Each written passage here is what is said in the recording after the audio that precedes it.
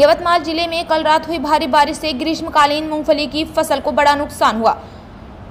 दरवाहा तालुका के बोध, बिजोरा, दत्तापुर, मंकीन्ही और हाथनी गांव के किसानों ने ग्रीष्मकालीन मूंगफली की फसल लगाई थी। हालांकि कल जिले में हुई भारी बारिश के कारण खेतों में रखी इस फसल को भारी नुकसान हुआ। सरकार से मांग है कि वह तुरंत पंचनामा कराए और नुकसान का मुआवजा दे। किसान यह मांग कर रहा है।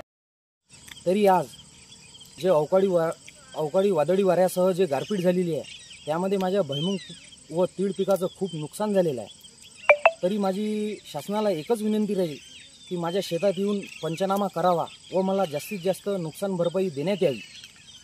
माझे शेत हे दारव्हा तालुक्यात बोध शिवारात आहे आणि माझ्या शेतात हे भुईमुगाचं पीक होतं आणि आज रोजी अवकाळी पाऊस झालेला आहे। तर अवकाळी पावसामुळे माझ्या भुईमुग पिकाचं हे खूप प्रमाणात नुकसान झालेलं आहे।